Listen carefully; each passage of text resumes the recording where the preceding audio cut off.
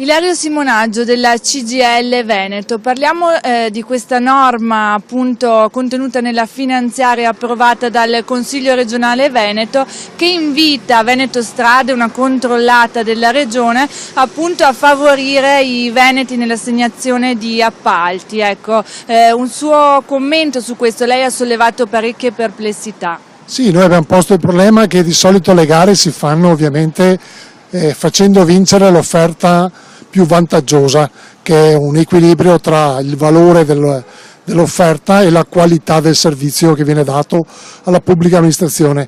Stabilire che si introduce un ulteriore elemento come la preferenza a chi dà lavoro ai veneti ci sembra una banalità e un errore. In realtà la pubblica amministrazione ha bisogno che lavori il migliore dal punto di vista del progetto e dell'offerta, non tanto la figura giuridica che assume o che promette che assumerà dei veneti per farli lavorare.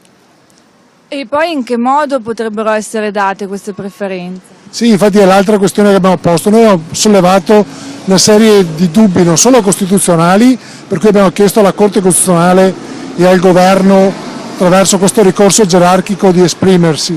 Ma abbiamo posto anche il problema che sia tecnicamente impossibile, perché nel momento in cui tu fai la gara e il soggetto vince la gara, che è legato ovviamente all'offerta economicamente più vantaggiosa, diventa complicato ipotizzare un ulteriore criterio che è legato alla preferenza. Quindi vediamo anche di dubbia difficoltà l'applicazione. Non a caso abbiamo posto una serie di rilievi che riguardano anche il tecnicismo di come fare il bando di gara.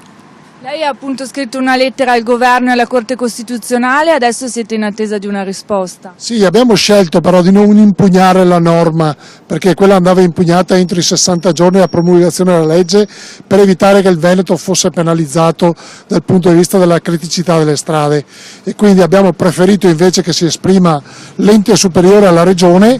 A questo punto precisiamo anche che non è una diatriba che riguarda noi e Veneto Strade, è una norma giuridica approvata dalla Regione Veneto che riteniamo concettualmente sbagliata e che andrebbe modificata attraverso un meccanismo che, come ripetevo, faccia vincere il migliore, poi meglio se è un Veneto, insomma, ma non che questo diventa l'elemento centrale di una preferenza.